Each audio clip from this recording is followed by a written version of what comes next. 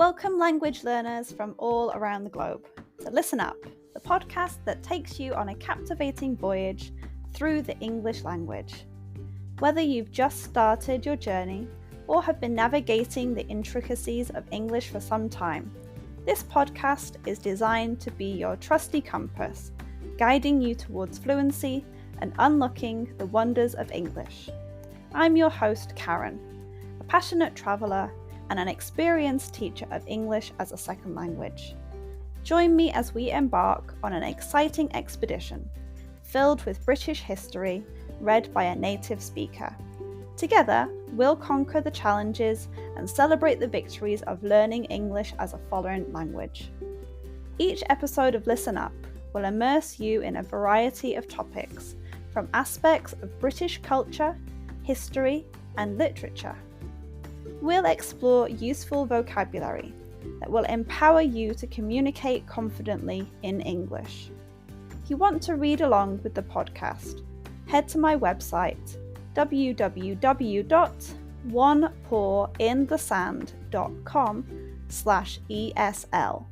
The link is in the description. But this podcast isn't just about learning English in isolation.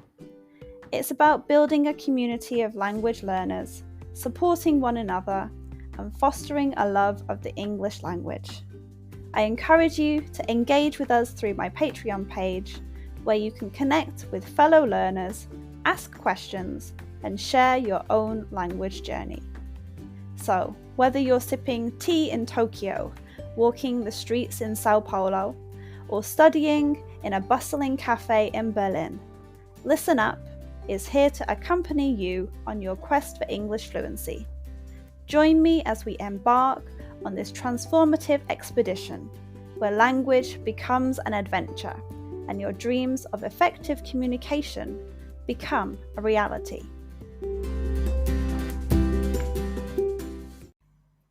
Today's episode is called Hornblower of Ripon. In the town of Ripon, England, there's a very old tradition. It's about a person called the hornblower. They blow a special horn and wear special clothes. This tradition has been around for a very long time. A long time ago, in the year 886 AD, when a king named Alfred the Great was ruling, Ripon got a special privilege. They could blow a horn to show they were free from Viking rule. This was an honour, and they promised to protect it forever. Every night at 9 p.m, in the middle of Ripon's market square, the hornblower goes to an old stone called the wakeman's house. They wear clothes from when knights were around and use a very old horn. When the clock tower says it's 9, they blow the horn really loud. They blow the horn in all 4 corners of the stone, and then at the mayor's house. It reminds everyone that Ripon is still free. Sounds a bit spooky and takes you back to a long time ago. Being the hornblower in Ripon is a big honour. Now a team does it, including the first woman hornblower. There are 4 horns in the city. The oldest one is called the Charter Horn. It's very old and they keep it in the town hall. It hangs on a special belt with silver badges. A second horn is from 1690 and is a backup. The third one, from 1865, is what they use most of the time. The fourth horn, from 1886, came from a place called Chillingham. They keep these on special belts too. The people in Ripon work hard to keep this tradition alive. They know the hornblower isn't just someone blowing a horn. They are a symbol of the town's identity and the protector of their freedom. In a world that's always busy and changes a lot, the hornblower in Ripon is a strong protector of Ripon's history. This tradition reminds us how important it is to remember where we came from and to work together as a community. Ripon may be a small town, but its history is big. If you ever go to Ripon, stand in Market Square at 9 p.m. When the clock tower says 9, close your eyes and listen to the horn. You'll feel like you're part of Ripon's history, and it's a special moment you won't forget.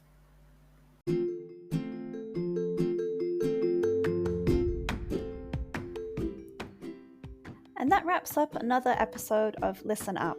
I hope you enjoyed learning about my topic today and practicing your English.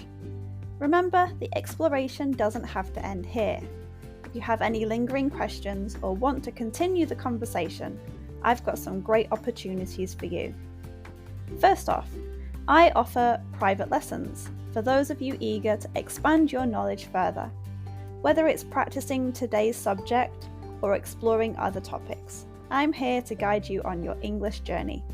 Reach out to me through my website or social media platforms, and let's embark on a personalised learning experience together. I have been involved with training people for more than 10 years. I've been teaching English as a second language for over a year, in which time I have taught over 500 students, many of whom are regulars. But wait, there's more. If you're a devoted fan of Listen Up and want to show your support, consider joining our Patreon community. Your contribution directly helps us bring you more episodes and maintain the quality of our show. Your support truly means the world to me, and we couldn't continue this podcast without you. So whether you choose private lessons or Patreon, or both, I look forward to staying connected and exploring the fascinating realms of English as a second language together. Thank you once again for joining us on Listen Up. Until next time, keep practicing.